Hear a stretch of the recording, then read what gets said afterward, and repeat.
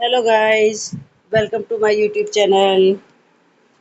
अगर आपको मेरा चैनल अच्छा लगता है तो प्लीज़ मेरे चैनल को लाइक और सब्सक्राइब ज़रूर करें।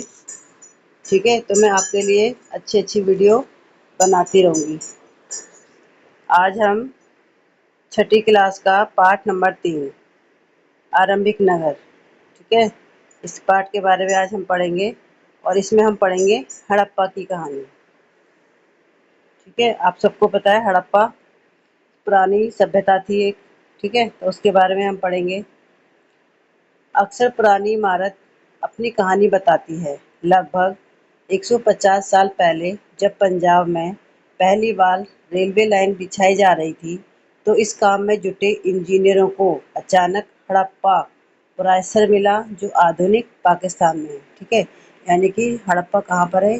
जो आज का हमारा जो पाकिस्तान है ना, उसमें हड़प्पा है। ठीक है, उन्होंने सोचा कि यह एक ऐसा खंडर है जहाँ से अच्छी ईंटें मिलेंगी। यह सोचकर वे हड़प्पा के खंडरों से हजारों ईंटें उखाड़ ले गए, जिससे उन्होंने रेलवे लाइनें बिछाई। इससे कई इमारतें पूरी तरह नष्ट हो गईं। उसके बाद लगभग 80 साल पहले पुरातत्वविदों ने इस स्थल को ढूंढा और तब पता चला कि यह खंडहर उपमहाद्वीप के सबसे पुराने शहरों में से एक है, क्योंकि इस नगर की खोज सबसे पहले हुई थी। इसीलिए बाद में मिलने वाले इस तरह के सभी पुरास्थलों में जो इमारतें और चीजें मिली, उन्हें हड़प्पा की इमारतें कहा गया। इन शहरों का निर्माण लगभग 4700 साल पहले हुआ था। ठीक है, यानी कि इस जगह का नाम हड़प्पा सभ्यता क्यों पड़ा? क्योंकि इसका जो हड़प्पा नगर था, उसको सबसे पहले खोजा गया था, इसीलिए इस सभ्यता का नाम हड़प्पा सभ्यता पड़ा। ठीक है, और हड़प्पा सभ्यता के जो शहर थे, इन शहरों का निर्माण लगभग 4700 साल पहले हुआ था। इन नगरों की क्या विशेषता थी? ठीक है, यानी कि जो हड़प्पा सभ्यता के जो नगर थे, इन नगरों की क्या विशेषता थी? देखिए, कोई भी नगर है, उन नगरों की कुछ ना कुछ विशेषता जरूर होती है। ठीक है, तो हम देखेंगे कि हड़प्पा सभ्यता के नगरों की क्या विशेषता थी। इन नगरों में से कई को दो या उससे ज्यादा हिस्सों में विभाजित किया गया था।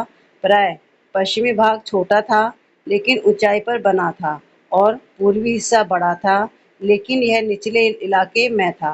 ऊंचाई वाले भाग को पुरातत्वविदों ने नगर दुर्ग कहा और निचले हिस्से को निचला नगर कहा है।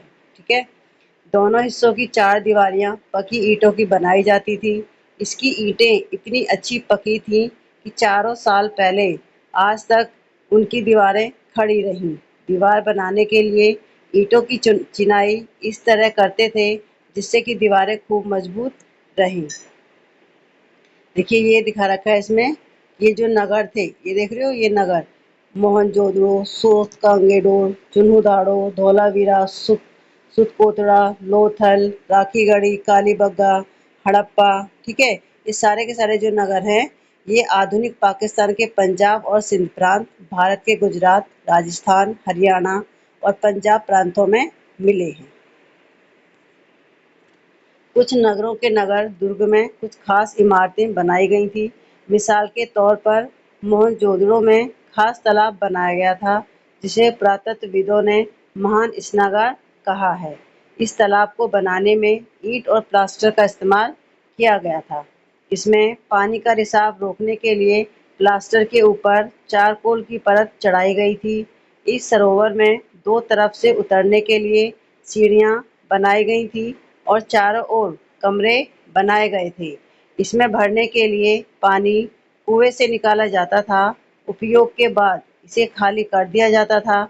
शायद वहाँ विशिष्ट नागरिक विशेष अवसरों पर स्नान किया करते थे। लोथल और कालीबंगा जैसे अन्य नगरों में अग्निकुंड मिले। ठीक है, ये क्वेश्चन बहुत बार पूछा जाता है कि जो अग्निकुंड है वो कहाँ से मिले हैं? तो अग्निकुंड हमें कालीबंगा और लोथल से मिले हैं, जहाँ संभवतः यज्ञ किए जाते होंगे। हड़प्पा, मोहनजोदड़ो और लोथल जैसे कुछ नगरों में बड़े बड़े भंडारगृह मिले हैं। देखिए, ये आप जो चित्र देख रहे हैं, ये महान स्नानागार है। ठीक है, अब हम पढ़ेंगे भवन, नाले और सड़कें। इन नगरों के घर आमतौर पर एक या दो मंजिलें होते थे। घर के आंगन के चारों ओर कमरे बनाए जाते थे। अधिकांश घरों में एक अलग स्नानघर होता था और कुछ घरों में कुएं भी होते थे। कई नगरों में ढके हुए नाले थे। इन्हें सावधानी से सीधी लाइन में बनाया जाता था। हर नाली में हल्की ढलान होती थी ताकि पानी आसानी से बह सके। अक्सर घरों की नालियों को सड़कों की नालियों से जोड़ दिया जाता था, जो बाद में बड़े नालों में मिल जाती थी। नालों के ढके होने के कारण इनमें जगह-जगह पर मेन होल बनाए गए थे, जिनके जरिए इनकी देखभाल और सफाई की जा सके। घर, नाले और सड़कों का निर्माण योजनाबद्ध तरीके से एक साथ ही किया जाता था। अब आप ये देखो कि जो वहाँ पे जो घर बनाए जाते थे, वहाँ पे जो नालियाँ होती थी, उन नालियों को भी ढक दिया जाता था, ठीक है? जिससे वहाँ गंदगी ना रहे और सड़कों को भी एक तरीके से, ठीक है? एक प्लान के अकॉर्डिंग ही उनको तैयार किया जाता था। देखिए, अब देखेंगे हम नगरीय जीवन, ठीक है? हड़प्पा के नगरों में बड़ी हलचल रहा करती होगी। यहाँ पर ऐसे लोग रहते होंगे जो नगर की खास इमारतें बनाने की योजना में जुटे रहते थे। ये संभवतः यहाँ के शासक थे। यह भी संभव है कि ये शासक लोगों को भेजकर दूर-दूर से धातु, बहुमूल्य पत्थर और अन्य उपयोगी चीजें मंगवाते थे। शायद लोग खूबसूरत मनकों तथा सोने चांदी से बने आभूषणों जैसी कीमती चीजों को अपने पास रखते होंगे। इन नगरों में लिपिक भी होते थे, जो मोहरों पर तो लिखते ही थे और शायद अन्य चीजों पर भी लिखते होंगे, जो बच नहीं पाएंगे। देखिए, आप यहाँ देखो, ये चित्र दिखा रखा है, ये मोहनजोदड़ो की देखिए सड़क है, ठीक है? और उसके साइडों में दोनों तरफ क्या बनी हुई है? नालियाँ बनी हुई है, ठीक है? और इसमें एक खास लिपि से लिखा गया है, लेकिन जो मोहनजोदड़ो की जो लिपि है उसको अभी तक पढ़ा नहीं जा सका है। इसके अलावा नगरों में शिल्पकार स्त्री-पुरुष भी रहते थे, जो अपने घरों या किसी उद्योग स्थल पर तरह-तरह की चीजें बनाते होंगे। लोग लंबी यात्राएं भी करते थे और वहां से उपयोगी वस्तुएं लाते थे और साथ ही लाते थे सुदूर देशों की किस्से कहानियां। मिट्टी से बने कई खिलौने भी मिले हैं, जिनसे बच्चे खेलते होंगे। देखिए, ये देख रहे हो, ये खेल खिलौने, ठीक है? और ये देखो इस कौन सी भाषा में लिखा हुआ है आज तक, लेकिन ये जो लिपि है इस लिपि को पढ़ा नहीं जा सका है, ठीक है? नगर और नए शिल्प। आओ अब कुछ ऐसी चीजों के बारे में अध्ययन करें जो हड़प्पा के नगरों से प्राप्त हुई हैं। पुरातत्वविदों को जो चीजें वहां मिली हैं उनमें अधिकतर पत्थर, शंख, तांबे, कांसे, सोने और चांदी जैसी धातुओं से बनाई गई थी, ठीक है? तांबे और कांसे से औजार, हथियार, गहने और बर्तन बनाए जाते थे। सोने और चांदी से गहने और बर्तन बनाए जाते थे, ठीक है? देखो यहाँ पे इस तरह के ये गहने दिखा रखे हैं, ठीक है? यहाँ मिली सबसे आकर्षक वस्तुएं मनके, बाट और फलक हैं। हड़प्पा के लोग पत्थर की मोहरें बनाते थे। इन आयताकार मोहरों पर सामान्यतः जानवरों के चित्र मिलते हैं, ठीक है? हड़प्पा सभ्यता के लोग काले रंग से डिजाइन किए हुए खूबसूरत लाल मिट्टी के बर्तन बनाते थे। ये देखिए यहाँ पे ये एक पुरुष, इसकी दाढ़ी है, ठीक है? इस तरीके का ये मिला है वहाँ पे। संभवतः 7,000 साल पहले मेहरगढ़ में कपास की खेती होती थी। मोहनजोदड़ो से कपड़े के टुकड़ों के अवशेष, चांदी के एक फूलदान के ढक्कन तथा कुछ अन्य तांबे की वस्तुओं से चिपके हुए मिले हैं। पकी मिट्टी तथा फेयन से बनी तकलियां सूत कताई का संकेत देती हैं। इनमें से अधिकांश वस्तुओं का निर्माण विशेषज्ञों ने किया था। विशेषज्ञ उसे कहते हैं जो किसी खास चीज को बनाने के लिए खास प्रशिक्षण लेता है। यानी कि हम विशेषज्ञ किसको कहते हैं? यानी कि जिसने कोई भी एक काम करने के लिए उसमें दक्षता हासिल की हो या उसके लिए कोई ट्रेनिंग ली हो, उसको हम क्या बोलेंगे? विशेषज्ञ। जैसे पत्थर तराशना, मनके चमकाना या फिर मोहरों पर पच्चीकारी करना आदि। मूर्ति का चेहरा कितने आकर्षक ढंग से बनाया गया और उसकी दाढ़ी कितनी अच्छी तरह दर्शाई गई है, यह किसी विशेषज्ञ मूर्तिकार का ही काम हो सकता है। हर व्यक्ति विशेषज्ञ नहीं हो सकता था। हमें यह पता नहीं है कि क्या सिर्फ पुरुष ही ऐसे कामों में प्रशिक्षण हासिल करते थे या फिर केवल महिलाएं ही। शायद कुछ महिलाएं और पुरुष दोनों ही इस काम में दक्ष थे। देख रहे फेयंस है, ठीक है।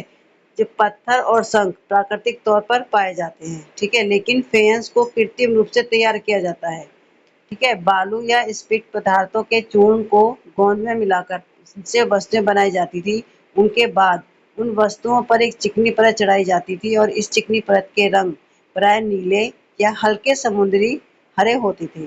फेयंस से मन के चूड़ियाँ, बाले और छोटे बर्तन बनाए जाते थे। अब है कच्चे माल की खोज। देखिए, कच्चा माल उन पदार्थों को कहते हैं जो या तो प्राकृतिक रूप से मिलते हैं या फिर किसान या पशुपालक उनका उत्पादन करते हैं। जैसे लकड़ी या धातुओं के अयस्क प्राकृतिक रूप से उपलब्ध कच्चे माल हैं, ठीक है। हड़प्पा के लोग तांबे का आयात संभवतः आज के राजस्थान से करते थे। यहाँ तक कि पश्चिम एशियाई देश ओमान से भी तांबे का आयात किया जाता था। कांसा बनाने के लिए तांबे के साथ मिलाई जाने वाली धातु टिन का आयात आधुनिक ईरान और अफगानिस्तान से किया जाता था। सोने का आयात आधुनिक कर्नाटक और बहुमूल्य पत्थर का आयात गुजरात, ईरान और अफगानिस्तान से किया जाता था। नगरों में रहने वालों के लिए भोजन। लोग नगरों के अलावा गाँव में भी रहते थे। वे अनाज उगाते थे और जानवर पालते थे। किसान और चरवाहे ही शहरों में रहने वाले शासकों, लेखकों और दस्तकारों को खाने के सामान देते थे। पौधों के अवशेषों से पता चलता है कि हड़प्पा के लोग गेहूँ, जौ, दालें, मटर, धान, तिल और सरसों उगाते थे। जमीन की जुताई के लिए हल का प्रयोग एक नई बात थी। हड़प्पा काल के हल तो नहीं बच पाए हैं क्योंकि वे प्राय लकड़ी से बनाए जाते थे, लेकिन हल के आकार के खिलौने मिले हैं। इस क्षेत्र में बारिश कम होती थी, इसलिए सिंचाई के लिए लोगों ने कुछ तरीके अपनाए होंगे। संभवतः पानी का संचय किया जाता होगा और जरूरत पड़ने पर उससे फसलों की सिंचाई की जाती होगी। हड़प्पा के लोग गाय, भैंस, भेड़ और बकरियां पालते थे। बस्तियों के आसपास तालाब और चारागाह होते थे, लेकिन सूखे महीने में मवेशियों के झुंडों को चारा पानी की तलाश में दूर-दूर तक ले जाया जाता था, ठीक है। वे बेर जैसे फलों को इकट्ठा करते थे, मछलियां पकड़ते थे और हिरण जैसे जानवरों का शिकार भी करते थे। गुजरात में हड़प्पाकालीन नगर का सूक्ष्म निरीक्षण। कच्छ के इलाके में खदिर बेट के किनारे धोलावीरा नगर बसा था। वहाँ साफ पानी मिलता था और जमीन उपजाऊ थी। जहाँ हड़प्पा सभ्यता के कई नगर दो भागों में विभक्त थे, वहीं धोलावीरा नगर को 3 भागों में बांटा गया था, ठीक है। यहाँ से क्वेश्चन भी बनता है कि हड़प्पा सभ्यता का वो कौन सा नगर था जिसको 3 भागों में बांटा गया था, क्योंकि बाकी जो और नगर थे वो 2 और नगर तो 2 भागों में विभक्त थे, लेकिन धोलावीरा इकलौता नगर था जिसको 3 भागों में बांटा गया था, ठीक है। इसके हर हिस्से के चारों ओर पत्थर की ऊंची-ऊंची दीवारें बनाई गई थी। इसके अंदर जाने के लिए बड़े-बड़े प्रवेश द्वार थे। इस नगर में एक खुला मैदान भी था, जहाँ सार्वजनिक कार्यक्रम आयोजित किए जाते थे। देखिए, गुजरात की खंभात की खाड़ी में मिलने वाली साबरमती की एक उपनदी के किनारे बसा लोथल नगर ऐसे स्थान पर बसा था जहाँ कीमती पत्थर जैसा कच्चा माल आसानी से मिल जाता था। यह पत्थर, शंखों और धातुओं से बनाई गई चीजों का महत्वपूर्ण केंद्र था। इस नगर में एक भंडार गृह भी था। इस भंडार गृह से कई मोहरें और मुद्रांकन या मोहरबंदी गीली मिट्टी पर दबाने से बनी छाप मिले हैं। देखिए मुद्रा, मोहरों का प्रयोग सामान से भरे उन डब्बों या थैलों को चिह्नित करने के लिए किया जाता होगा जिन्हें एक जगह से दूसरी जगह भेजा जाता था। थैले को बंद करने के बाद उनके मुहाने पर गीली मिट्टी पोतकर उन पर मोहर लगाई जाती थी, ठीक है। मोहर की छाप को मोहरबंदी कहते हैं। कि अप्रतिम सभ्यता के अंत का रहस्य। देखिए, जो सिंधु घाटी की सभ्यता थी, ठीक है, ये किस तरीके से खत्म हुई, इसका कोई एक रीजन आज तक जो इतिहासकार है वो नहीं इसका पता नहीं लगा पाए हैं। लगभग 3900 साल पहले एक बड़ा बदलाव देखने को मिलता है। अचानक लोगों ने इस नगर को छोड़ दिया। लेखन, मोहर और बाटों का प्रयोग बंद हो गया। दूर दूर से कच्चे माल का आयात काफी कम हो गया। मोहनजोदड़ो में सड़कों पर कचरे के ढेर बनने लगे, जल निकासी प्रणाली नष्ट हो गई और सड़कों पर ही झुग्गी नुमा घर बनाए जाने लगे। यह सब क्यों हुआ, कुछ पता नहीं। कुछ विद्वानों का कहना है कि नदियां सूख गई थी, अन्य का कहना है कि जंगलों का विनाश हो गया था। इसका कारण ये हो सकता है कि ईंटें पकाने के लिए ईंधन की जरूरत पड़ती थी। इसके अलावा मवेशियों के बड़े बड़े झुंडों से चारागाह और घास वाले मैदान समाप्त हो गए होंगे। कुछ इलाकों में बाढ़ आ गई, लेकिन इन कारणों से यह स्पष्ट नहीं हो पाता है कि सभी नगरों का अंत कैसे हो गया, क्योंकि बाढ़ और नदियों के सूखने का असर कुछ ही इलाकों में हुआ होगा। ऐसा लगता है कि शासकों का नियंत्रण समाप्त हो गया। जो भी हुआ हो, परिवर्तन का असर बिल्कुल साफ दिखाई देता है। आधुनिक पाकिस्तान के सिंध और पंजाब की बस्तियां उजड़ गई थीं।